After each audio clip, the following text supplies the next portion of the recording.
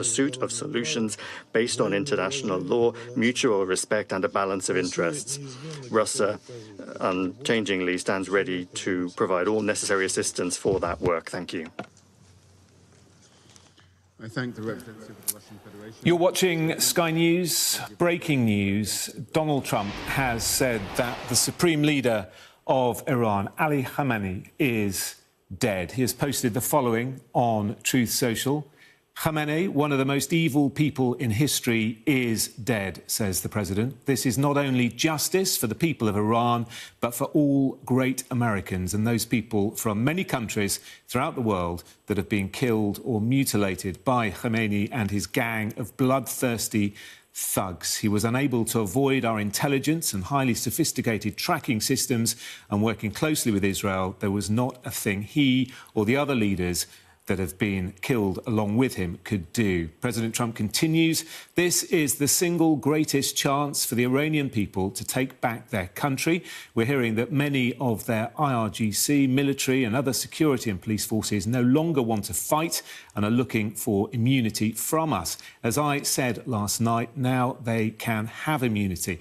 Later, they only get death. Hopefully, the IRGC and police will peacefully merge with the Iranian patriots and work together as a unit to bring back the country to the greatness it deserves. It's a long post, but it's worth continuing. That process should soon be starting, in that not only the death of Khamenei, but the country has been, in only one day, very much destroyed and even obliterated.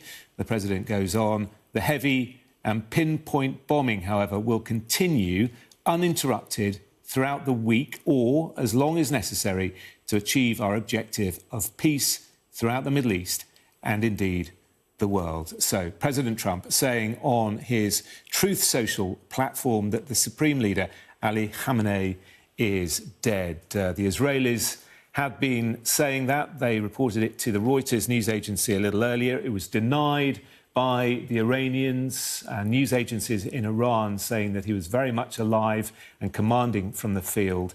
But President Trump, in the last few moments, saying that the Supreme Leader is dead. Let's bring in our US correspondent, Mark Stone, who's been listening in. Mark, we were expecting something from the president at some stage. He was hinting to an NBC journalist earlier that he felt that that was the way things were going. Now confirmation. Yeah, what a remarkable, stunning turn of events, and over just such a short space of time.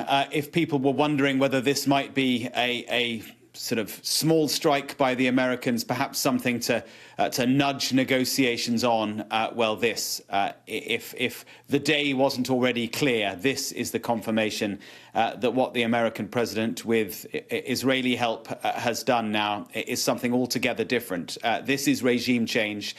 This is what the American president wants to do, and he has begun that process of regime change by taking out the supreme leader of Iran, Ali Hosseini Khamenei, the supreme leader for 37 years, became the supreme leader of the Islamic Republic in 1989.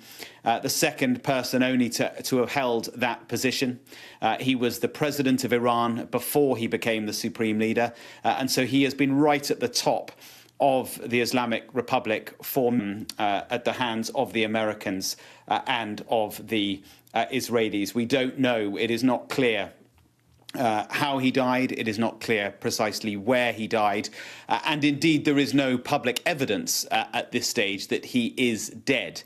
But the claim by the American president in that lengthy post that you just read out on social media is that the supreme leader, one of the most evil people in history, so says the American president, is dead.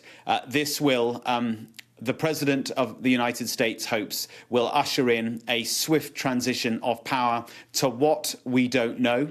But he has said in his speech overnight that he is calling for the Iranian people to rise up now and themselves replace what he has now moved. Of course, there's a big difference, Jonathan, between regime change and regime collapse. Regime change the day after. It is not remotely clear